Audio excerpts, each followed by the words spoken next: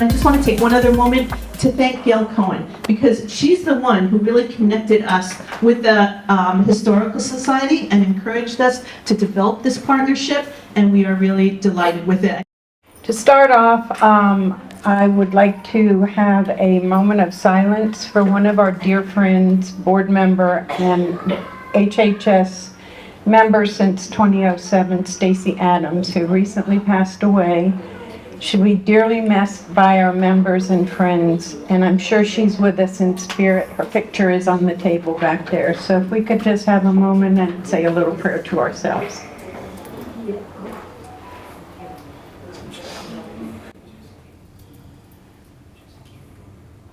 Okay, we love you, Stacy. We've also dedicated and planted a Dade County pine tree at the Research Center in the name of Stacy.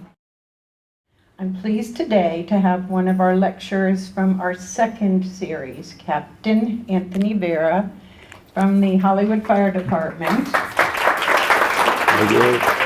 It's Hollywood Fire Rescue, right? Fire Rescue. Okay. And I'll explain why. Want to be correct, okay. Anthony was a lieutenant then, by the way, and he's here to speak about the history of the Hollywood Fire Department, which will be celebrating its 100th anniversary soon, as well as our city. We're coming up on 100 years also. Anthony's been with the Hollywood Fire Rescue for about 24 years. He was in the Marine Corps with Operation Desert Storm and the Army in Operation Enduring Freedom. He's always had an interest in the department's history, and he noticed a long time ago that there wasn't much in the way of showing the public about their firefighters and how they evolved over history. So let him tell us the story. Anthony? Thank you very much. All right. Thank you very much. All right, how many of you guys live here in the city? Oh, how many of you guys know your fire department? Ah, okay, well, we're going to change that today, okay? Like Karen said, I'm a captain now in the fire department. I'm going to explain to you, hopefully, everything, okay? If I seem tired, it's because I worked late last night. We had a busy shift, okay? So, all right, so let's start with Hollywood Fire Rescue, okay? So we're coming up on 100 years. Now, there is a little... There's a, ooh, hello. Disappeared. When you do the film, should we turn the lights off? Yeah. Definitely. Where was I? Okay. Hello. We got lights out, I'm not ready. So our 100-year anniversary, we're going to celebrate it in 1924 because that's when the fire service in Hollywood was founded. Now, it was a private company basically in 1924, before the city was founded.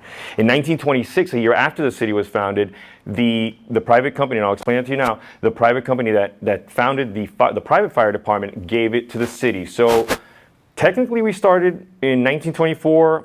Officially, we were founded as a fire department in 1926. Now, all right, let's go have some fun.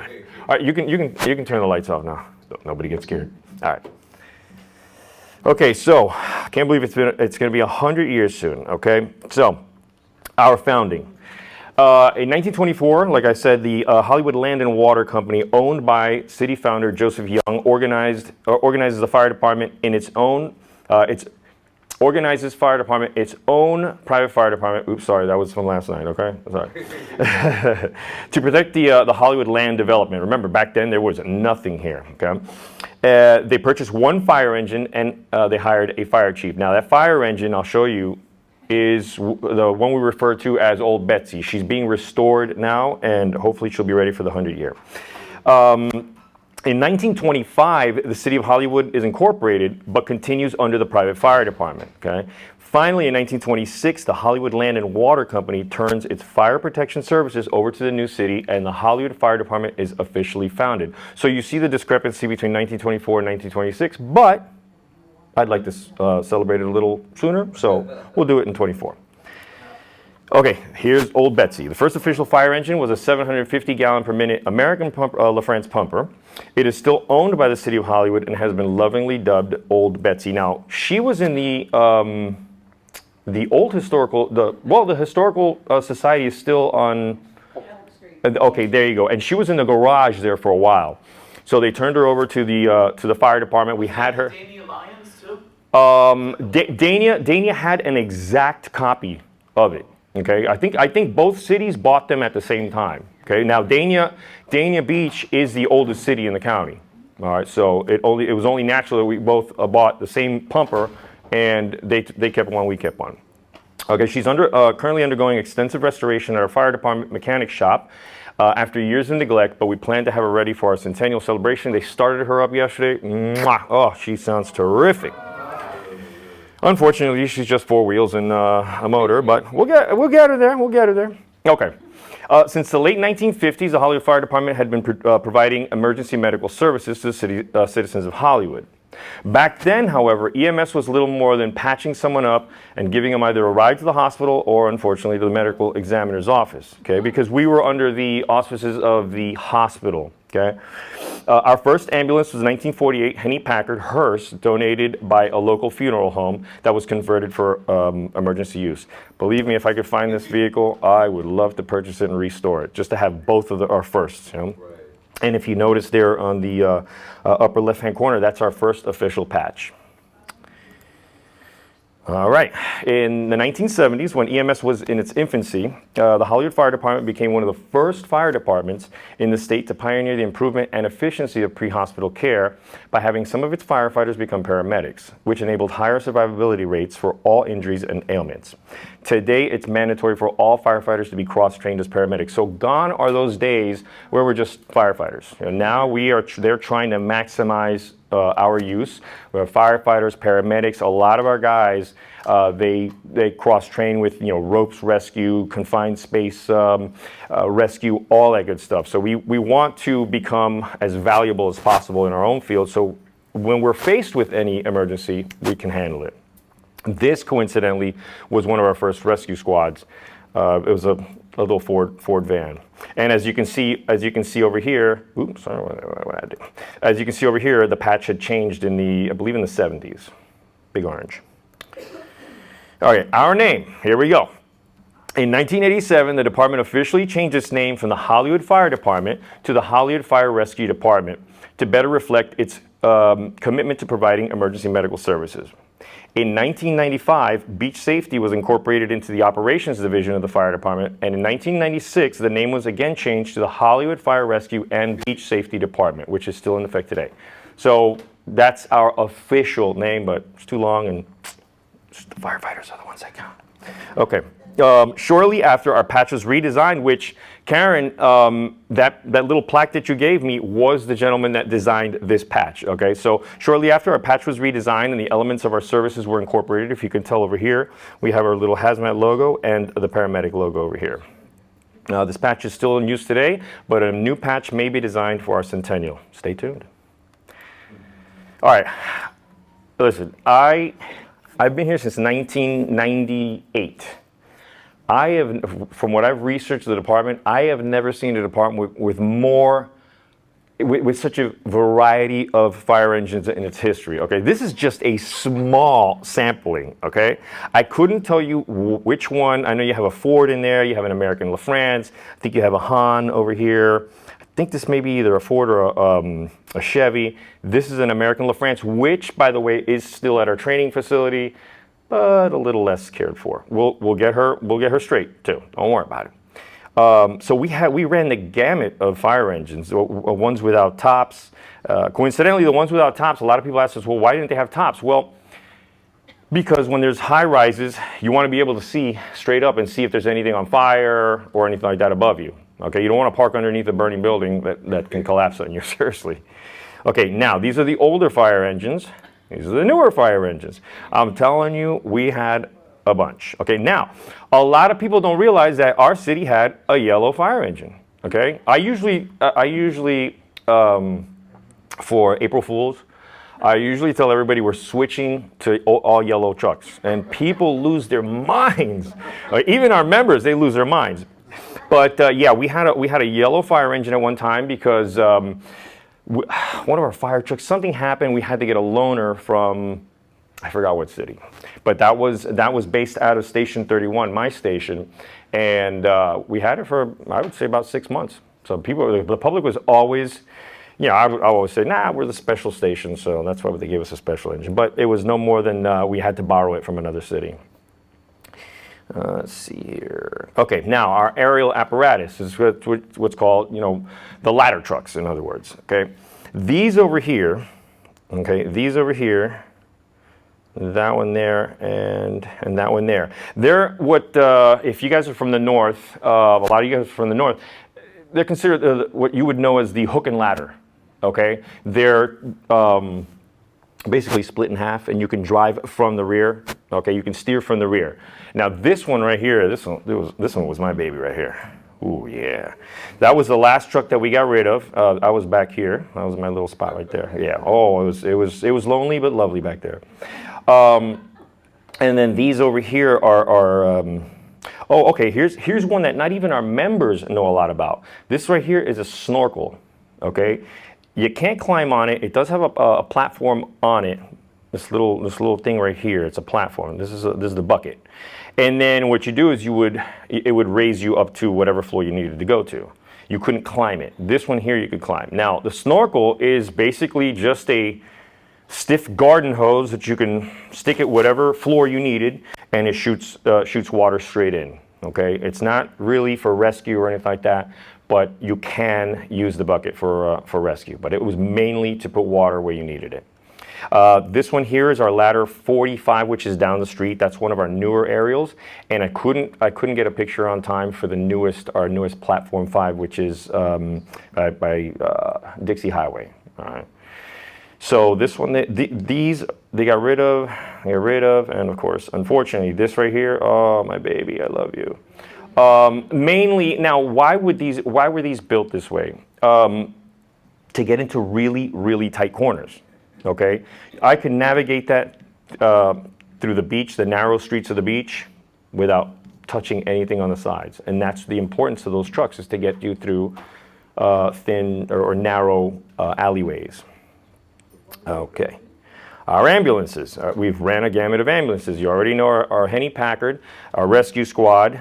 These are more ambulances here, and of course they're becoming sleeker and more economical as well. They're becoming a lot greener too, so that's a good thing, because we run the heck out of these. Let's see, our hazmat apparatus. This one's near and dear to my heart because I'm on the hazardous materials team. And I'll explain the hazardous materials team in a minute. This was our old truck here. This is the one we just got rid of, and this one just came in, I believe, last week. We had a dedication, we had a wash down. We have a wash down ceremony every time a new truck comes in. We wash it down like they used to do.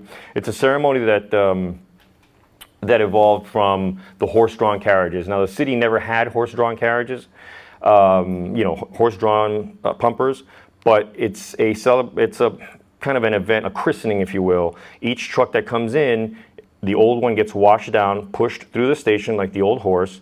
The new one gets washed down with the pumper of the old, and then we'd push it back into the station. Now, that was easy when it was a little cart.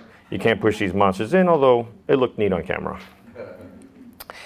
All right, now our department. Our department is a Class 1 fire, has a Class 1 fire rating. There are about 80, 90, no more than 100 Class 1 fire departments in the country. All right, we're a regional hazardous materials and special operations team, meaning our team responds to anywhere in the county. We have 6 fire stations throughout the city, 8.5 fire rescue trucks. No, we didn't chop one in half. We just have it as 12 hours. The way firefighters work here in the city, we work 3 24-hour shifts. Okay, so we never close. Doesn't matter if it's any holiday, nothing. We never close. Whatever time you call 911, we will be there. Okay. So when they have one 12-hour truck, it means it starts at 8 a.m. and it shuts down at 8 a.m. because that's the peak hours of busyness for that particular district. We have 6 fire engines, 2 aerial apparatus, 3 command vehicles. We now have 238 fire personnel. 80% of our calls are still EMS related, and we cover 31 square miles of the city, including our beautiful beaches. Our statistics, okay, and I found this one. just so you know, I learned a lot from this, okay? Because there's a lot of things that, even before I got here, I didn't know this stuff, the facts. So in 1966, we ran a total of 1,468 calls. Wow.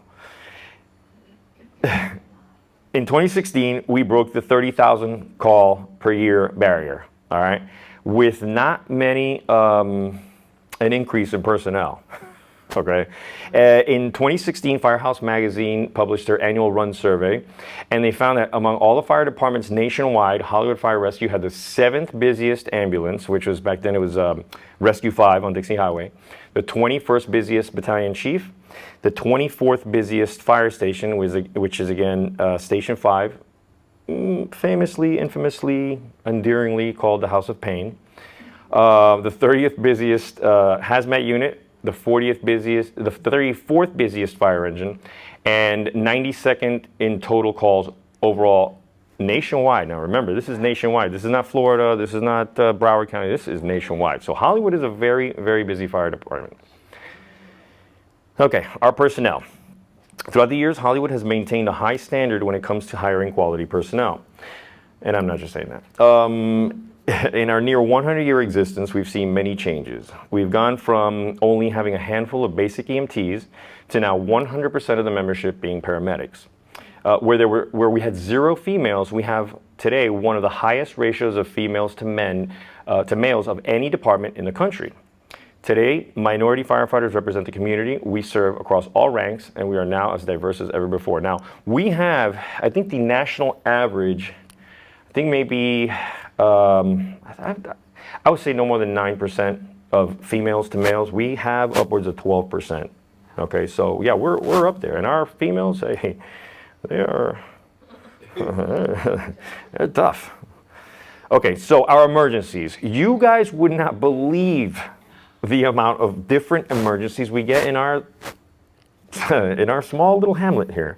From our founding, Hollywood has been a very busy place to work as a firefighter. Despite our relatively small city, we've run the gamut of emergencies. Everything from train-related emergencies, hazmat calls, airplane crashes, floods, hurricanes, dive rescues, high-angle rescues, watercraft emergencies and fires, animal rescues, and the list goes on. And I am not kidding. We run it all. I don't know if you guys remember this. This is a tower that when that guy fell into the they had to. Our guys had to climb up there and then go down into the tank to. That was unfortunately that was a body recovery there. Okay, so this was. I believe there were 2 or 3 victims that day. One of them did live. This guy here, I think I remember this one. I was in class, as a matter of fact, and yeah, that was a turnpike. And there was another one not too long ago, maybe 3 years, right down the street, which that was 2 fatalities as well. Flooding, I mean, it's just, I don't know if you guys follow our Facebook page, but I try to write as much as possible of all our calls. You would be surprised how many fires we have in this city. We have a tremendous amount of fires for being only 31 square miles. Okay, it's pretty impressive. All right, so everyone always gets a kick out of this one. So for our emergency medical services, all right, everybody thinks we're that old show Emergency 51, and we are saving people left and right and this and that, and for the most part that is true. But we get called out for toothaches, for colds, for sore muscles, stubbed toes. Believe it or not, I got called out for a stubbed toe once. Minor cuts, scrapes, shampoo in the eyes. I kid you not. Shampoo in the eyes, rashes, nail pain, over-the-counter medication, being intoxicated, and honestly, no reason at all. People just call just to talk, just to say hello. But see, here's what people don't understand. When we are busy with those calls, God forbid something happens 3, 4, 5 doors down, we're stuck with that person. And that's when the falls, the strokes, the trouble breathing, the shortness of breath, chest pains, heart attacks, when seconds count and we're stuck in one of these little calls over here, it's frustrating because we want to be used for what we're trained for. But Yeah, we run the gamut of all this stuff. Let's see here. Special Ops Hazmat Team. My specialty. All right. With proliferation of toxic chemicals, chemical use and transport, it only made sense to incorporate a hazardous materials team to the department's abilities. Hollywood Fire Rescue's Hazmat Team responds to all manner of hazardous materials, releases and spills, and special emergencies in the city and throughout the county. It is based at Station 31, which is on Hollywood and about 34th Avenue. That's my station. We are a special operations team. We do rope rescue, confined rescue space. Anytime there's a really bad accident where the cars are mangled and all that, you see the jaws of life, the cutters, the spreaders, a lot, that's what we specialize in. Since the team also responds to unique emergencies like complicated extrications, confined space rescue, elevated rescues, etc., they've adopted the Special Operations moniker to their name. And it does get very warm in these suits.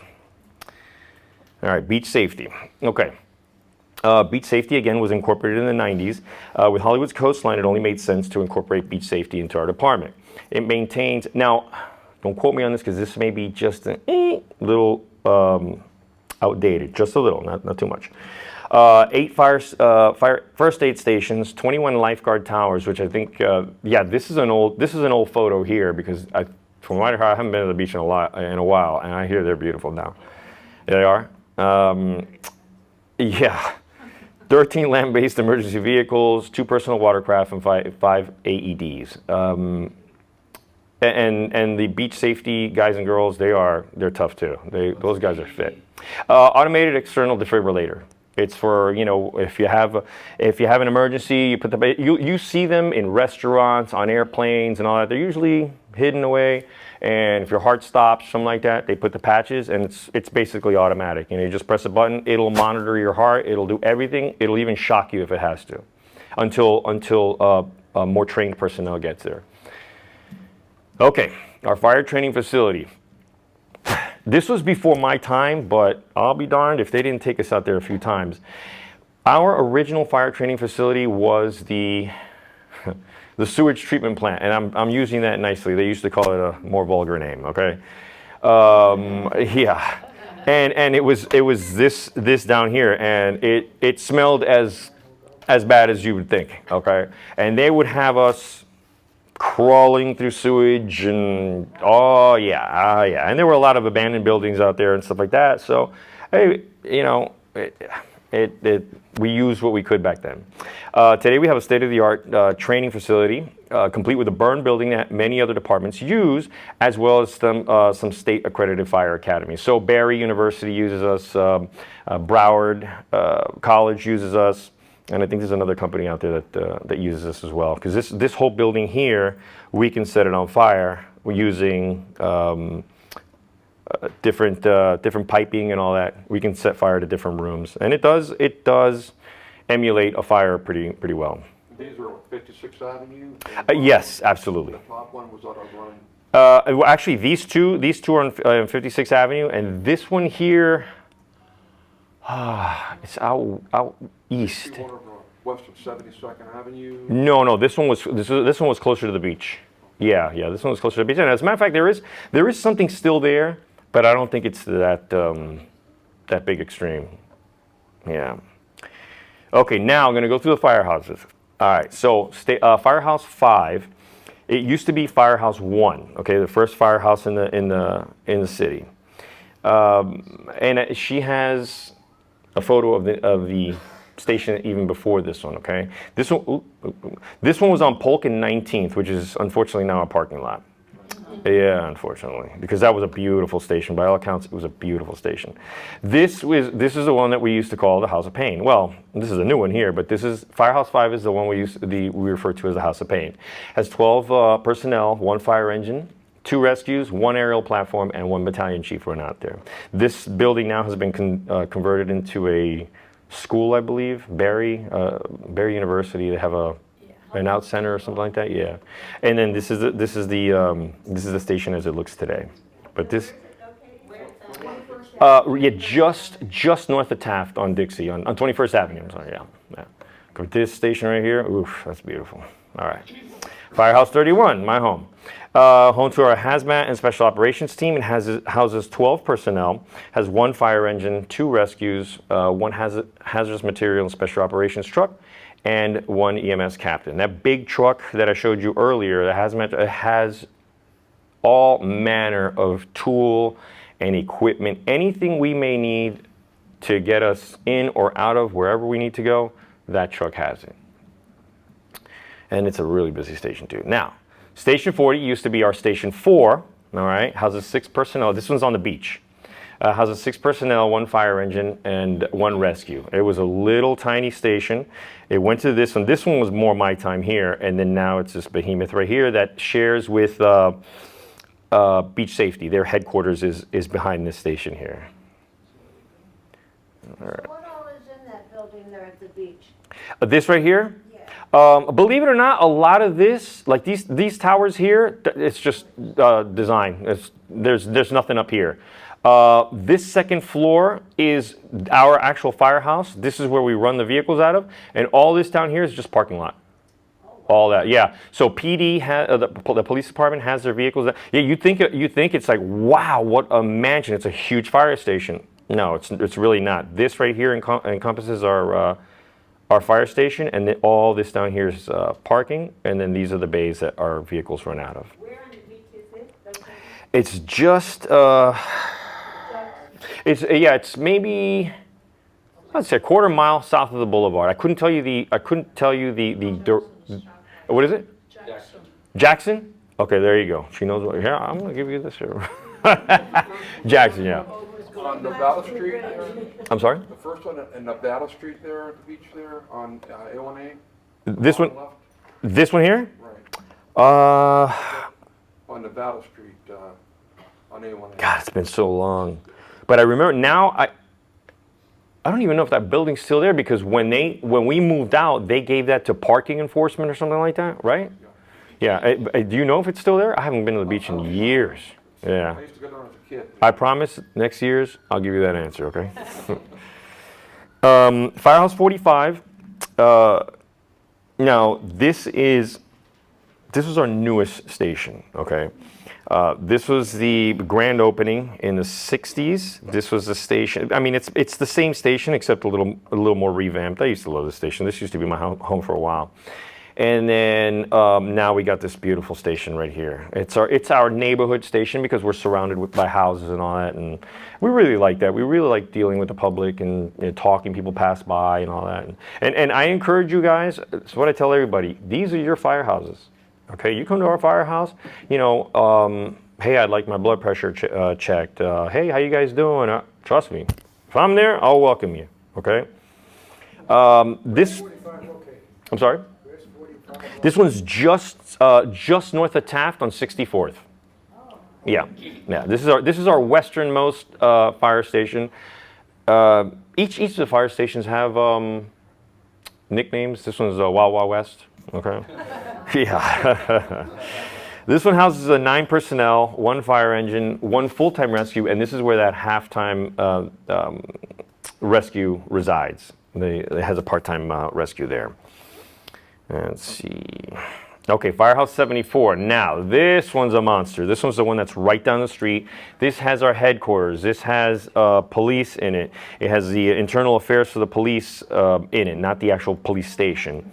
All our chiefs are there on the 3rd floor, and it used to be this little tiny station here where our new training facility is, okay, on 56. So this one houses 9 personnel, 1 fire engine, 1 rescue truck, 1 battalion chief, and is temporarily housing ladder 45. Now, all this up here is all our headquarters, the secretaries, the chiefs, the fire bureaus in here, all that good stuff. Okay.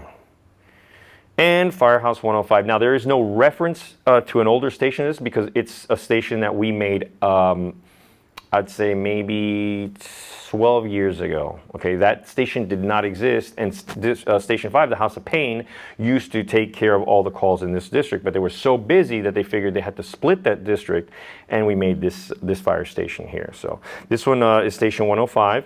It houses 6 personnel, 1 fire engine, 1 rescue. This one is just north of Pembroke Road on Federal Highway, South Federal. Okay. Yeah. It's a very interesting district, and I'll leave it at that. Okay. Our other services, in addition to everything we've covered, Hollywood Fire Rescue, and this is where I tell you, if you go to the fire stations, hey, I want my blood pressure checked, go ahead. Station walkthroughs. We do school and association presentations. I'm going to start getting back into the neighborhood associations and presenting there once a month. I'm going to try because there's a lot of different associations. But I used to love doing that. We participate in the CERT program, the Safe Place program, which is if you have an unwanted baby, you can leave it there, no questions asked. I think like 2 days after it's born, and so. Has that happened in Hollywood? Knock on wood, not on my watch. Maybe on another ship, but I've never heard of it. I've never heard it. I've delivered plenty of babies, but never had one dropped off. Okay, so any questions? Okay, you can go ahead and turn the lights on, and I'll field some questions, and then I'll take you to all my props.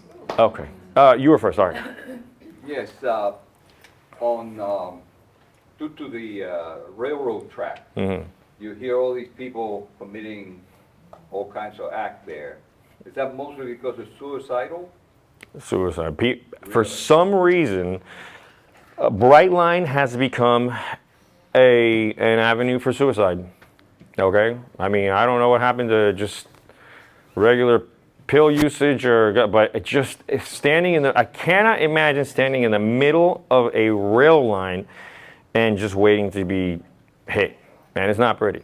So, and this is why you guys have to understand the things we see does tend to be cumulative over the years. Okay, I mean, it's just one of those things. Okay, fine, 1, 2, 3, and you start. So that's why mental health has become so big in the fire service, because they're finding out that a lot of firefighters are committing suicide themselves. Absolutely. You have I don't know what's going on, but it's just a lot of the things we see tend to stay with us. It's no different than PTSD in the military and all that. So yes, to answer your question, a lot of people, they just lay down on the road, or they just walk one way drinking, and that Bright Line just finishes them off. So yes, sir. Very good presentation. Thank you. A couple quick. So the question is, what are the top 3 causes of fires in Hollywood? Top 3 causes of fire. Wow, that is so varied. Candles is definitely one. Carelessness, meaning, okay, perfect example, yesterday. We had to break down a door because someone left the house and they left a pot on the stove. And once that water dries up, or once it gets super hot and that oil starts, it catches the wood. And once that wood goes off, you're done. Get out of the house, because there was a study before, with all the natural materials and all that, you had about 17 minutes to get out of the house if something caught fire. Today it's less than 3 minutes because of all the synthetics, all the carpets, all the chemicals, everything. And I actually put something in the Facebook page called Close Before You Doze, which is a program designed to have you close your door of your bedroom, and they did a presentation, side-by-side presentation of an open door and a closed door, and the rest of the house burned down, and all the smoke went in that open door, and it burned basically everything in there. And if you're sleeping, you're done, okay? And then the closed door was fine. Now, and that's another reason smoke detectors are important. Changing the batteries are very important. So, yeah. So the comment and the suggestion are this. Give you 3 quick vignettes. When my mother came here, my family came here in the 1920s, the old firehouse on 19th and Polk that I love. She was 12 years old on Halloween, and she thought it'd be a good idea to go soap screen the door. Oh, really? She fell and broke her leg there in 1930. So that's a little funny joke, family joke. But then back in the '70s, we used to collaborate with the fire. I'm a former Hollywood police officer. Okay. We used to go spend a lot of time at the firehouse, so we had a very good relationship Mm-hmm. and felt very welcome there. So does that still? Absolutely, and with the spate of shootings, okay, for officers, I've always and I've had my guys always welcome the police department, the police officers. Hey, write your reports at our station. Come eat at our station. Okay, there's no reason why you should be sitting in a police cruiser in the middle of the night. You don't know who's around you, who's watching you, who's going to be coming up on you without. There's ambush you or something like that. Come inside. I know there's a friendly rivalry between the police and stuff like that. And I know all police officers really wanted to be firefighters, but that's okay. But the other thing was, But to answer your question, I always invite you guys to come into our fire stations it as was well. always great. And of course, back in the 1960s, I mentioned the old fire station on Nevada Street, and Yeah. my mother felt comfortable enough to drop us off there for the day. Oh, yeah. We could go there, they'd let us use the restroom, they had a Yeah. water fountain, if you got hurt, they'd take care of you. They were great. So keep that up. Suggestions would be, with all the health issues, the fire departments would be a logical place to have distributed, COVID masks, okay, yep. vaccine tests. I think they should be a little more proactive in engaging the community and welcoming people to know about those resources and maybe make a little better use of that. That's my. I'm working on it. I promise you I'm working on that. Because that's part of my outreach to the community associations. I would love to put together something for people that are moving into the city, like a welcome packet, as far as what we do, who we are, emergency numbers, emergency contacts, all that stuff. So yes, I'm definitely working on that. It's a good suggestion. Thank you. Yeah. Yes, ma'am. Are you guys making phone calls to get donations to the fire? No, that is the Broward Benevolent, I think it is. They call, because they've called me a couple of times. I go, look, I'm a firefighter, all right. Oh, okay, click, that's it, yeah. Because I'm not sure if it's something that I should have gotten in the mail instead of a phone. No, they usually make phone calls, okay, but just know that that's the Broward Benevolent, not the Hollywood Benevolent. So if you want to give it, Hollywood Benevolent. We won't bother you, but we're always there for you. Yes, ma'am. Well, actually, in relation to what you were just talking about, they call for the police department, they call for the fire department. Yes. Those are privately owned companies. If the fire or police department get anything out of it, they get maybe 1%. Oh, is that how it works? You donate. There you go. That's why we never bother anybody. So how do we donate to the fire?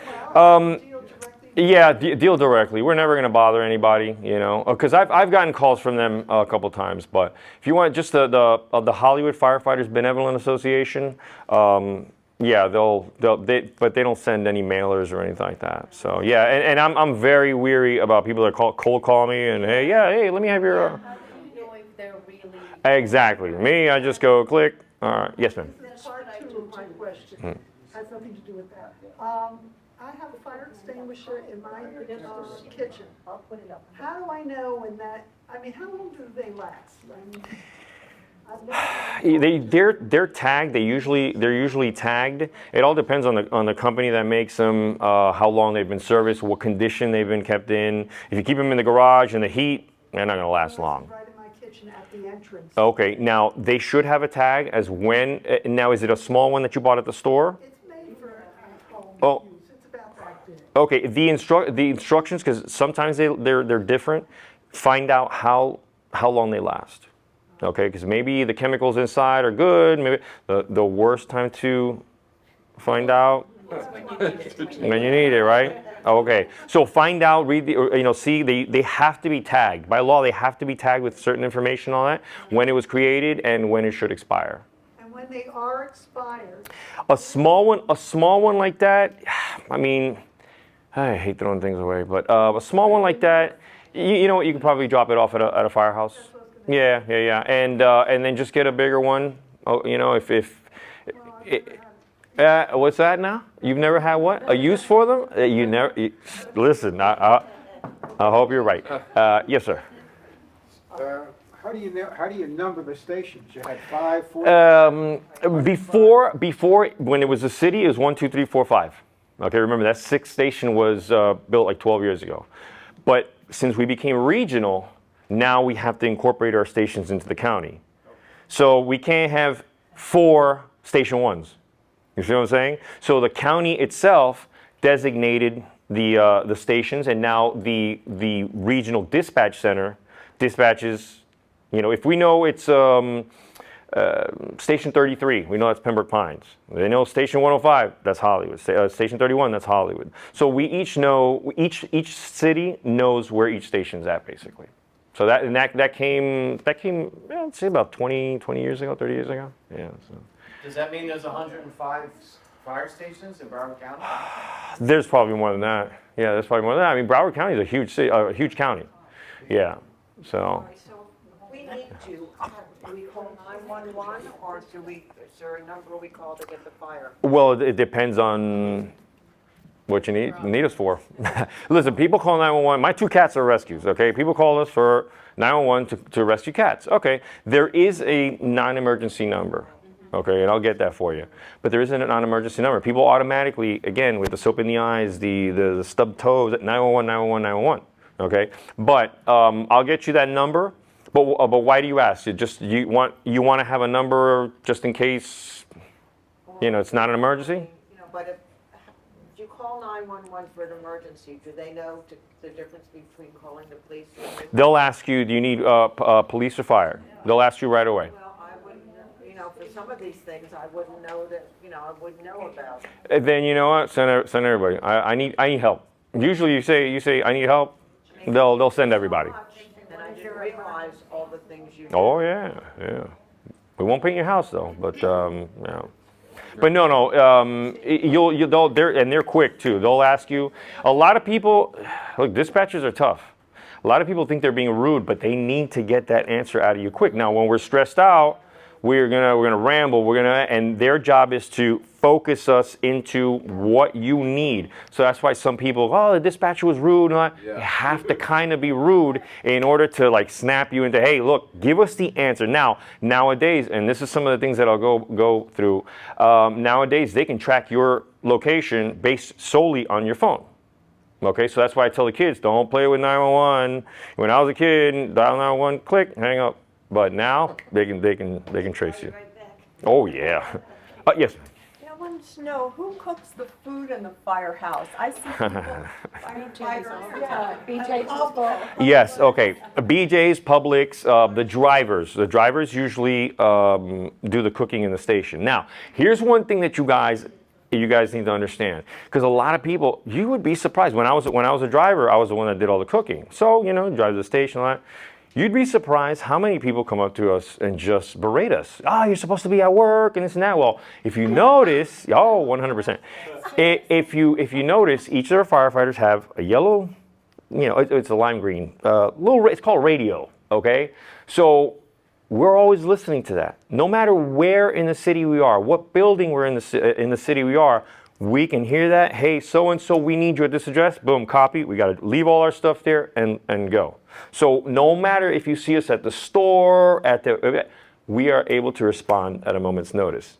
And to piggyback on that, no, the city doesn't give us free meals. We each pitch in $20, okay, at the beginning of the shift, and that includes lunch and dinner. But they are good cooks. They are good cooks. And they'll tell you if you're not. Yes, ma'am. So back to the fire. Let's say you're having a fire in the kitchen, in the stove. Yes. And you have to react very quickly. You or me? What's a good thing that you can add to it? Are you talking? Are you talking you as the homeowner? Me, yes. I would want you out of the house real quick. Yeah, okay.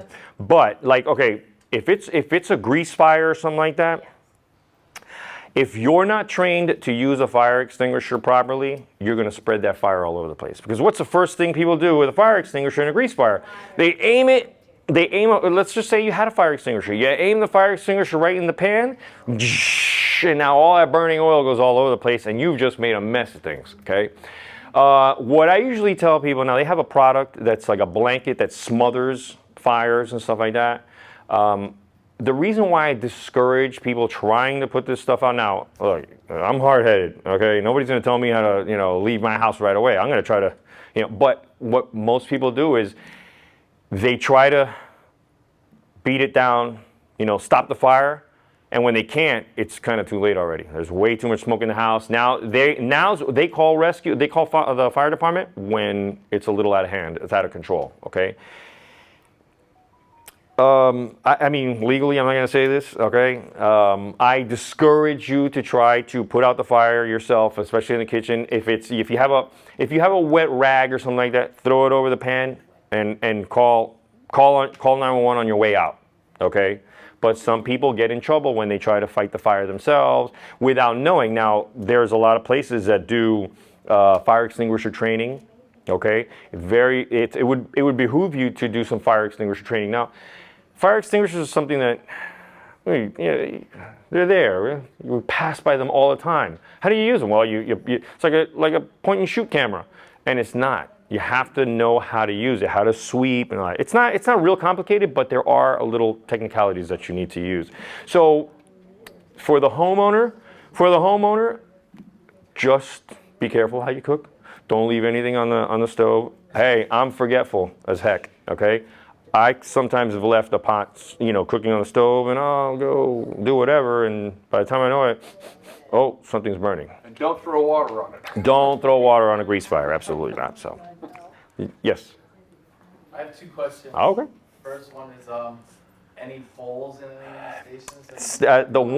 Okay, there are two-story fire stations in this city. Station 105 is a 2-story. It doesn't have a pole. I don't get it. So, and this is something that I'm gonna show you in a minute. Now, when you're half asleep, going down those stairs, okay. You see, I mean, you can trip going down the stairs. Now, the one on the beach, that one has that fun pole going down. So that one, I mean, if you pass by the station, I really can't take you to the pole. I can show it to you, but So, and the second one. My second question is, on your slide, you mentioned something about 30,000 calls a year. Yeah. I mean, a quick rough estimation is 100 calls a day. Yeah, absolutely. Does that mean actual going out and doing something, or just receiving? No. Those aren't unit responses. Those are actual calls. Now, unit responses is, okay, it's a fire. So for a fire, we have maybe 7 or 8 apparatus. Those are unit responses. So in that case, it would be 100,000 responses every year. But actual calls, those are someone picking up the phone and calling 911, the police calling us, to a scene. Those are actual calls, 30,000 plus that we've reached the limit. So, yes, ma'am. I write homeowners insurance. Uh-oh. And one of the optional coverages on homeowners insurance is fire department service charge. Mm-hmm. And we have $500. You can buy $500. You can have that as an option. You can have $1,000, or you could have $5,000 for the fire department service charge. So, what do you recommend that? Which level of dollar amount should someone put on their optional? No. That is way above my pay grade because you know what? We're going to show up no matter what. If you have no insurance, in the old days. I just wonder why it's 500 versus 5,000. Does it depend on? I couldn't tell you. Depend on debt, like if someone's dying or someone stubbed their toe is only $500. I couldn't tell you. Do you have a service charge? Huh? Do you have a service? With the ambulance, I think it's $160 to go out to the house. Okay, and if we transport, because remember, we don't just. A lot of people use us as Uber. Believe it or not, we are Uber, okay? Especially there's sometimes some vagrants and stuff like that. They have us dialed down. They want to get from this point to this point. They'll call us. They go to this hospital, and then from this hospital, we've gotten calls from people, 911 calls right outside the ER. No, I want to go to the other hospital, and by law, we have to take them. Wow. By law, we have to take them. So, but yeah, to answer your question, I don't know why. I don't know because whether you have insurance or not, we're going to treat you. And we're going to put that fire out, and we're gonna take you out of that car, that mangled car, and so yeah, I didn't even know that existed, yeah.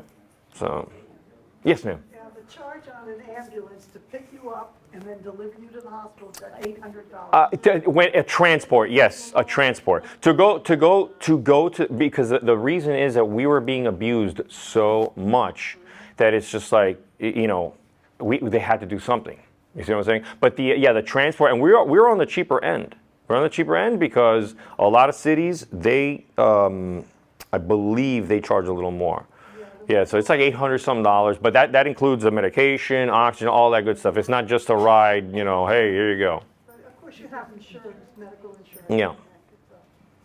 But a lot of people think, oh, well, no, my insurance, well, if you call us for shampoo in the eyes, your insurance is going to look at that and go, yeah.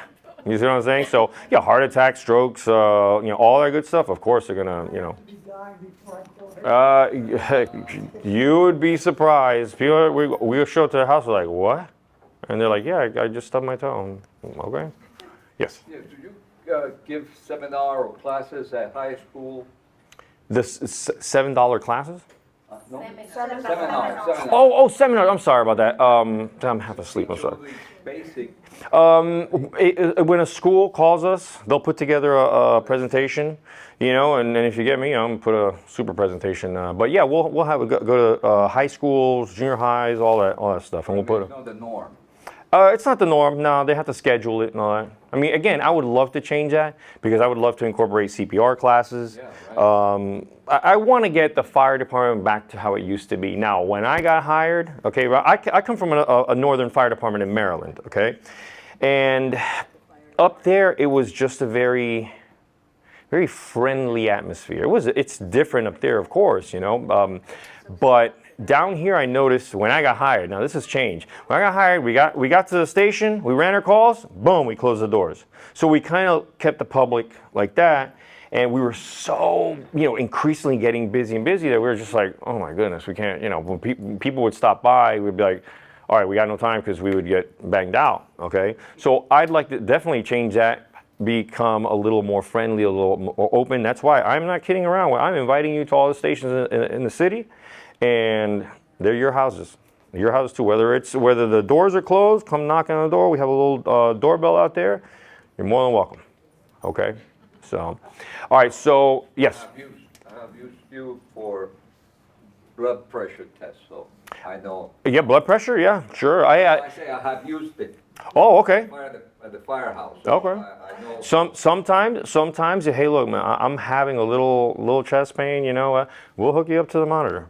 You know, we'll hook you up to the monitor. Trust me, if we see something, we're taking you to the hospital. You know, you can't go, my heart, us see that you're having a little something going on in your heart and then let you go. Nah, I can't do that. You know, I mean, if you can answer all our questions and you're of sound mind, you don't want our treatment, okay, sign here, sir, you're going against medical recommendation. You know, so.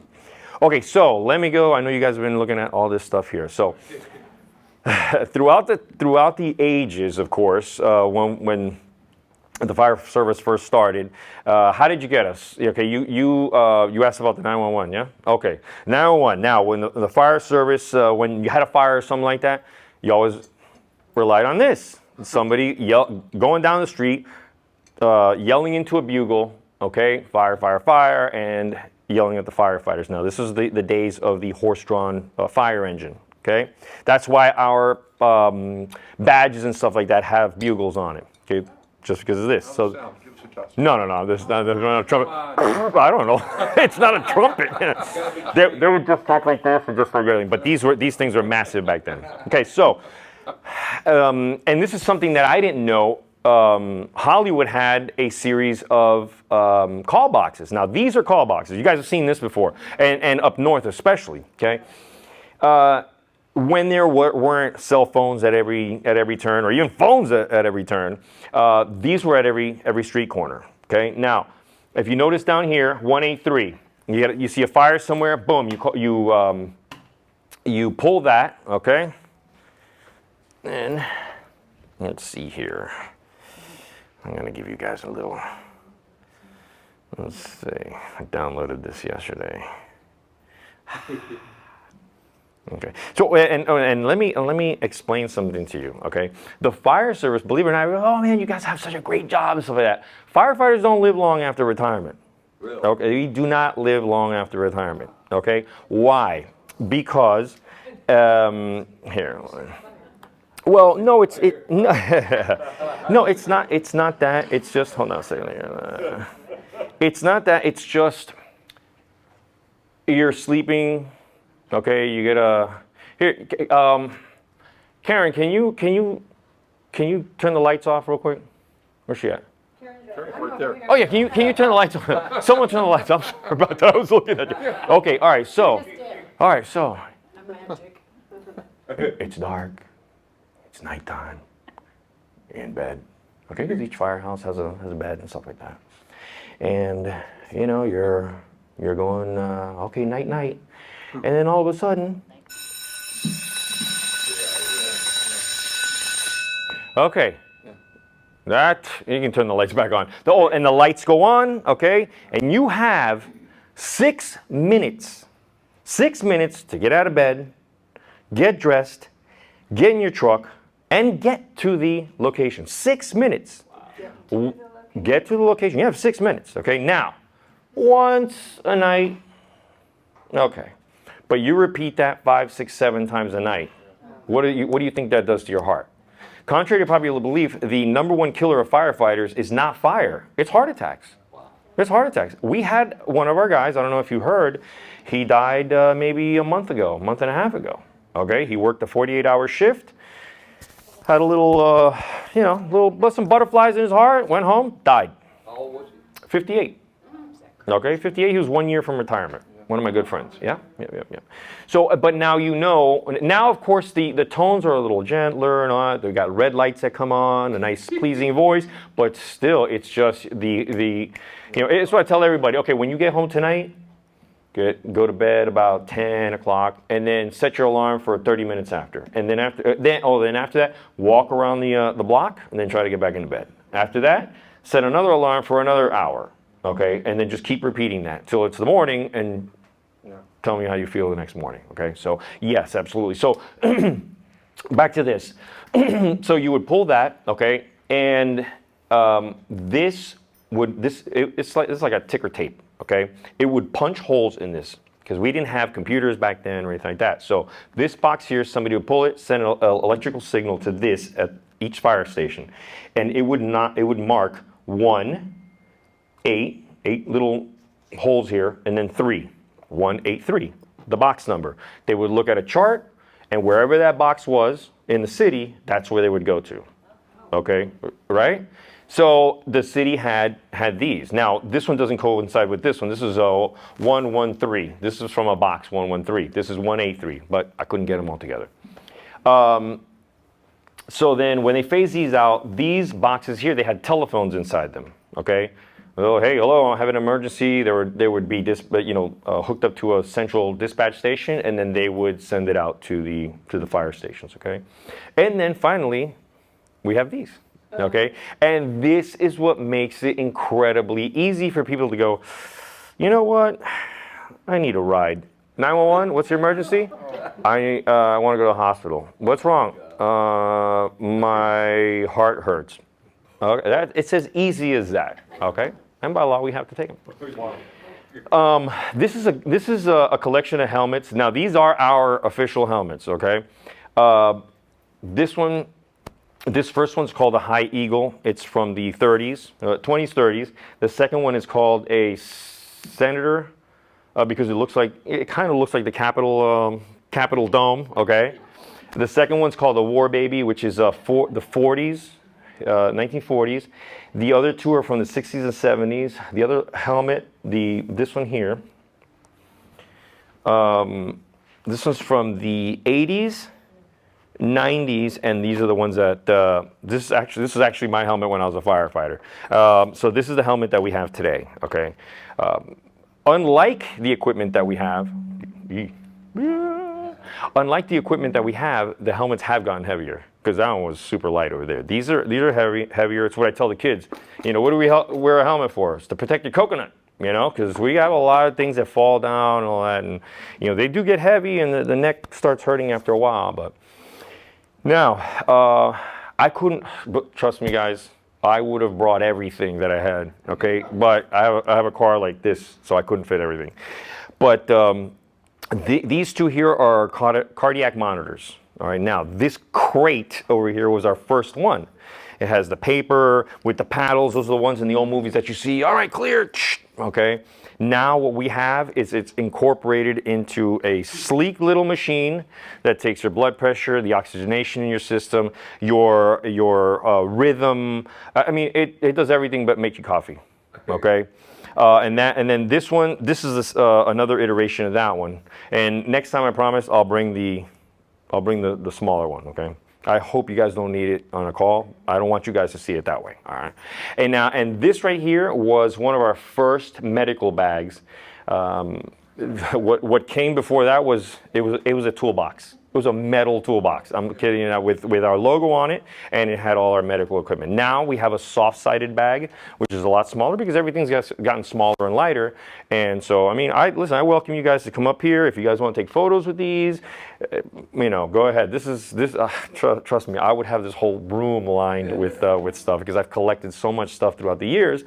And what I would like you guys to do is, when you get a chance, come lift this monster here as compared to our current SCOP or SCBA. SCBA stands for self-contained breathing apparatus, which is just one letter short of SCUBA, self-contained underwater breathing apparatus. Contrary to popular belief, this is not full of oxygen, it's just full of air, because oxygen does tend to explode when it heats up and stuff like that. So, yeah. So, I mean, but when if you want, you can lift it up, and like I said, go through all this stuff if you want. So, if there are no, yes, sir. So a fireman had to put the yellow one on? Oh, yeah. Yeah, on top of all our gear, on top of the helmet, on top of our thermal imaging cameras. We have thermal imaging cameras now that we point. We can cut right through the smoke, right through the heat, and we can pinpoint where a fire is in a house. The other thing is, we have a friend, and this young lady is a firefighter, Mm-hmm. and she's like 98 pounds. Well, she's a tough 98 pounds. Yeah, like I said, our females, I would put them up against anyone. Because typically anyone that goes out for this profession, yeah. So yes, ma'am. Is there any place one can go and visit and see all of this equipment and the truck with all of it? I'm trying to put something together. Because this has been years of me trying to track this stuff down and all that, but I'm trying to put something there because I have so much more stuff, and I would love for this. I would love to write a book on the history of the fire department with all these photos and stuff like that and everything. So bear with me. Yeah. The Historical Society. Yeah, right. Well, believe it or not, the Historical Society gave me a few things, and I'm like, okay, that's fine, because they know I'll take care of it, and they know I'll categorize it and all that stuff. So I am working on it, I promise. Did not design. No. The city. I'm sorry. I'll get to you in a minute. The city, believe it or not, the city never. And this is one of the things that frustrated me. The city never kept a lot of this stuff. Yeah, and I'm like, come on, you gotta have some history. Hello. Yeah. And I would like to take an opportunity to say a big thank you to the fire department. Okay. Collecting also money for donation, like Yeah. the Muscular Dystrophy Association. Well, we try to help out as best as possible. Okay, anywhere we can. Hurricanes. When somebody's in need, we have a gentleman. He's relatively, I think he's been in the department 2 years, and he already got Firefighter of the Year because he would go to houses, and when he would see somebody that would be in need of something, he would go on his own time, spend his own money, and buy someone like a pair of shoes, a wheelchair, and that's the kind of folks that we have in our fire department. That whether you're on the clock or not, I always like to say our motto is we're always on duty for you, because whether we're getting paid or not, whether we're on the clock or not, we're going to come help you out.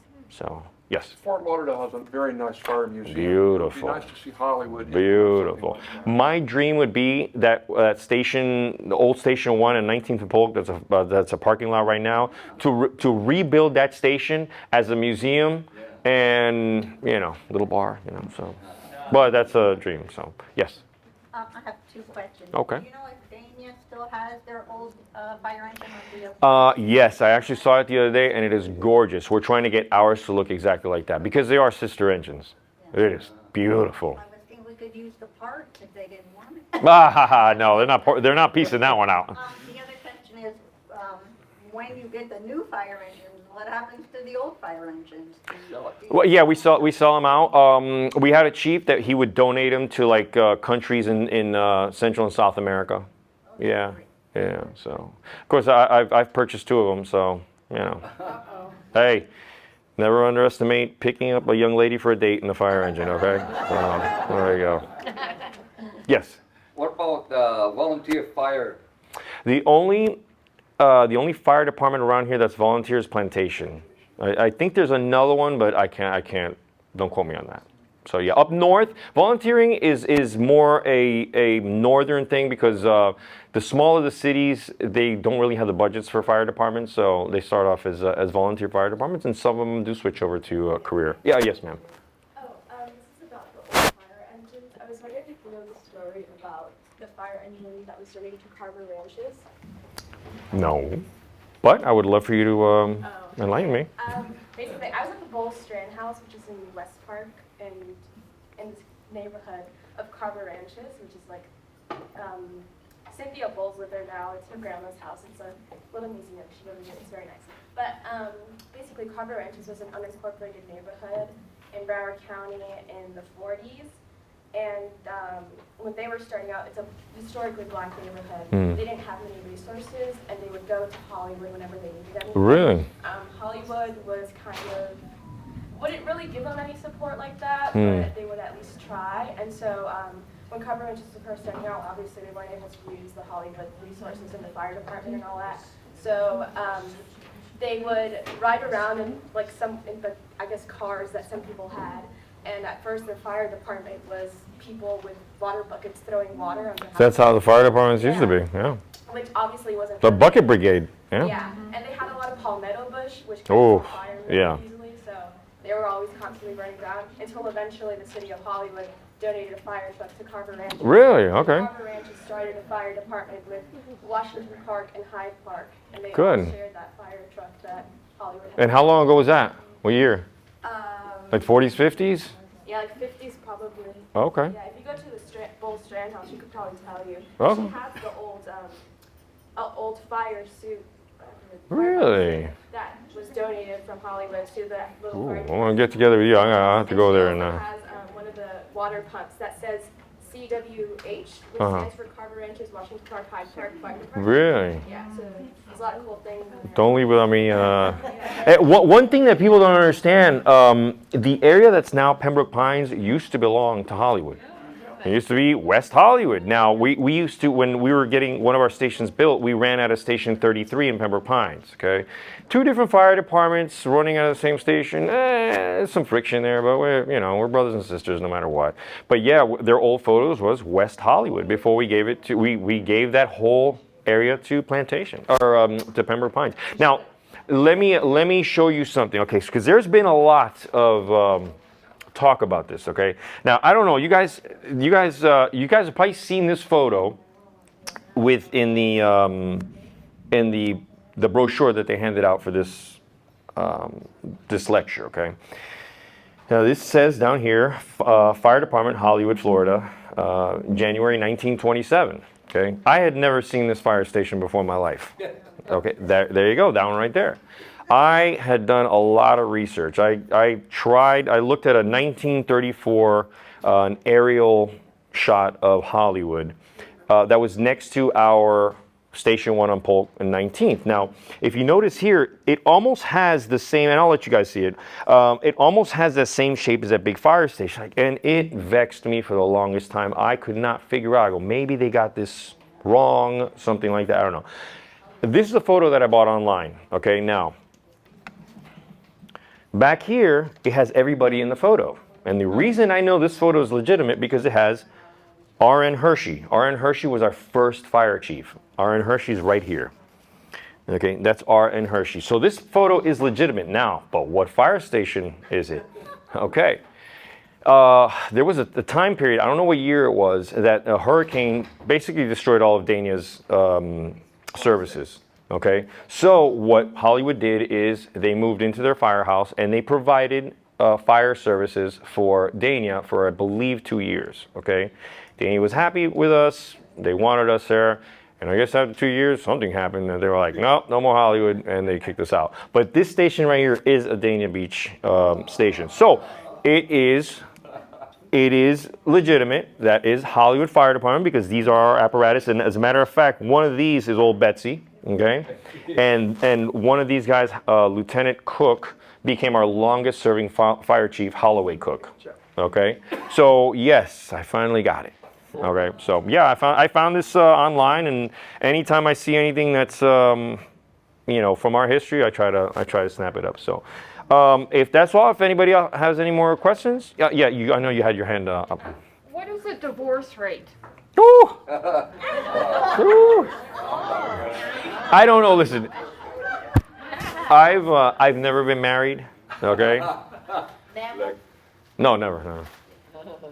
Should I? Can you turn the camera off for a second? No. Listen, I've never been married. Let's just say I respect the institution of matrimony enough to know I don't belong in it. Okay. The fire department has one of the highest divorce rates of any because, you know, we have wandering eyes and all that good stuff. So we have a lot of time off in which guys tend to get into trouble. So we have one, and not only that. Look, in all seriousness, with all the stresses, all the PTSD, with all that stuff, there's a lot of alcoholism. There's a lot of stress. You come home after seeing a baby dying. You're not going to be the nicest person, So I know it's no excuse, but. Not to make this into a lecture of marriage and stuff like that. Marriage is really cheap these days. It's like, you know what, I don't like you. We've been married for a year, let's get divorced. So that's another reason why I haven't got married, because I want it to last. So, okay, enough of marriage. All right. Yes. Get nervous when I talk about that. It might be interesting for everybody to know that Chief Cook and their family lived in number 1. Is it Jane or Joan? Joan. Joan, she told me that as a kid, she used to play at Old Station 1, and she remembers. Me too. Do you really? Bobby Cook is one of my best friends. You wouldn't happen to have any photos, old photos or anything. Because here's the thing, I'm in charge of our 100-year committee, and for a 100-year yearbook. So I am looking for as many photos as I can of any fire department or police or fire department, anything. So yes, sir. What's the theory behind, you said you had a 48-hour shift or something? 24 on, 48 off, okay? Because we're there for 24, meaning we get there at 8 a.m. and we don't leave till 8 a.m. All right? Sometime during the period you're going to be sleeping. Conceivably, yeah, but that's how I said. When I lowered the lights and I played that little bell, if you're in bed and that bell goes off, you have 6 minutes to get your stuff on and be at the place that has called 911. Now go back to the alpha part instead of the omega. Mm-hmm. Because if you're up for 18 hours straight, you're going to be tired. Absolutely. What the hell kind of a fireman you're going to be? So what's the? I think I've presented a pretty good presentation. I didn't get any sleep last night, but there are times. Why they got custody? I don't really sleep as much, but it does. Like I asked my doctor one time, I go, would it be better if I try to go to sleep and wake up 10 times in the middle of the night, or just try to power through it? And for me, my body, I'd rather just stay up the whole night and not get up, not have my heart, 40 miles an hour, 100 miles an hour, 40 miles an hour, 100 miles an hour. And some people works for it, some people it doesn't. What was the thought process behind 24 on, 48 off? That's hours. Some departments work 24 hours on, 72 hours off to allow the body to. But when you figure, like today, right now, I'm so tired, I'll probably go home and take a long nap. Okay, so my whole day's shot. Other departments do 12 day side, 12 day side, 12 nighttime, 12 nighttime, and then they have I think like 2 days off. So there is discrepancy within different fire departments. Go back on shift. I got off this morning, Tuesday morning. Yeah, Tuesday morning. So, but like I said, it's just one of those things where you're just walking around like a zombie. You want to be a fire department? Come on now. No. No, the point is. Yeah, we do take a beating. Our hearts take a beating. Everything takes a beating. I'm just wondering why. Yeah, and everybody thinks, oh wow, that's such an awesome schedule. Okay, when you're half asleep the next day because you haven't. And not only that, here's the thing. We have something called mandatory overtime, whereas you're looking to get, because we are kind of short-staffed, sometimes they're like, you have to work for the next 12 hours. And even if you're tired, you have to work. So that's even worse because now your mind and your body is set. Okay, I'm going home, and they tell you that morning, nah, you gotta stay for another 12 hours. Yeah, oh, absolutely, absolutely. So somebody had a yes.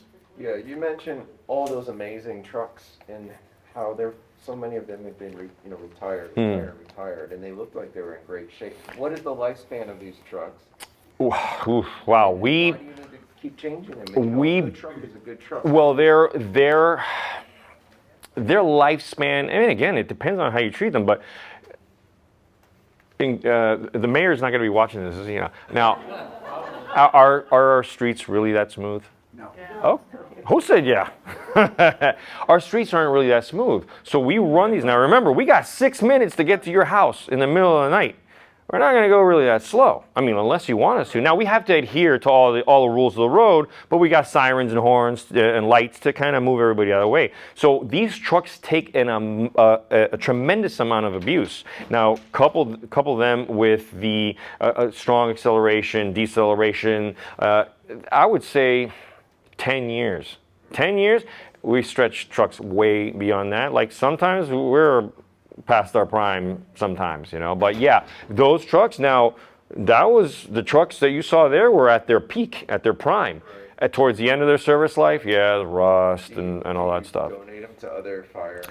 There was a chief that was donating them to departments in Central and South America. Yeah. So and then to them, some of those departments are like, wow, all right, we got something new. You know, so we're a very disposable society. You know that. You know, so we're end of our useful life. Get out of here. So they haven't done that to me yet, but that's coming. Yeah, did you have another question? I was going to just say that the cost is what, $250,000? Yeah, in the 60s. Yeah, no, $250,000. No, it's one of those rescues fully stocked is $500,000. Yeah, and then that big long truck that was that big the tiller truck, close to $1 million. Yeah. So yes. Now, when you have an emergency in the firehouse, does everybody have to get up? Or It depends. Before the entire station was alerted, because we didn't have a way to separate the different rooms. Now each person has their separate tone, so only that room gets toned out. Because before it was like, oh man, this truck. Wait, is that my truck? You know, and then yeah. So yes, ma'am. Nights busier than days? It depends. Friday nights and Saturday nights, obviously, people are drinking and driving and stuff like that. And we have the Turnpike, we have 95, we have Sterling, Griffin, Pembroke Road, eastbound, Griffin, parts of Griffin. So yeah, there's a lot of traffic. Yes, ma'am. I got a funny one, sort of. How many people have crashed into the library at the Circle? Not as many as the old Publix on Young Circle. Not as bad. If you go back there, it's all boarded up. I mean, it's an empty building now, but we've had so many fatalities there because people just ran. I mean, they think they can, and they don't. They just keep going straight. They're going from the beach. They've been drinking, and just ram right through that. I mean, we have videos of people. We live right there. Oh, really? No. Really? Considerably less than those that have died going into the Publix from the beach. Yeah. Yes. So you work 8 to 8 at 7 o'clock, and you get called out on a call. So when 8 o'clock rolls around, what happens? I've gotten called out at 7:45. Okay, and it. Stay there until. Well, whatever time I come back, if I finish the call, because the thing is, we have to work on an accidents or an emergencies timeline, not the other way around. An emergency doesn't go, it's 7:55, we'll wait till 8:10 till the new shift is on. Whenever you crash, whenever there's a fire, sometimes a replacement will go, look, I am, like today, 95 southbound was just stopped. So I got a call from the incoming captain from my relief. Hey, look, man, I am stuck here in traffic, so you know, I'm gonna be cutting it real close. Maybe they'll get there at 7:55, and if I get a call at 7:52, I'm taking the call. I gotta take the call, you know. And then what happens is, depending on what time we get back, if we get back at 8:15, at 8:30, we'll usually head back to the station out of service so that they don't call the truck out for anything else, and then we'll do the swap, and then that would be 20-30 minutes overtime or whatever they deem it, you know. So yes, sir. I remember probably in the 90s, is that the city used to have the police station and the fire station for the open house tours and demonstrations. Yes, we got away from that. I don't know why. I'd love to bring that back because that would be like an event where the public would come in and the SWAT team would put something together. The dogs, the fire department would put but they got away from that for some reason. COVID really did put a damper on a lot of things, but we'd like to start bringing that stuff back. So it's fun, right? Yeah. Especially the fire side. Yeah. All right. So anything else? And also remember the Yes, sir. Cub Scouts. Ah, yeah, I remember. The Chamber of Commerce used to have a program where every year they'd have 50 people go through a program and they would go around and learn about the various. Leadership Hollywood. They still do it? Absolutely. As a matter of fact, they're going to be recruiting for Leadership Hollywood 48. I was Leadership Hollywood 43. Good for you. So they take you around to every aspect of the city, how it works and stuff like that. And there is a public safety, which they take you out to our training facility and they'll take you up on the ladder and all that stuff. So yes, contact the Chamber of Commerce. You got me. You got me. Okay, drop the mic. All right. So folks, that's my presentation. All right. I hope you liked it. All right. Thank you very much. So, thank you for all you do. Thank you. If you guys want to come up here and take photos and stuff like that, you're more than welcome.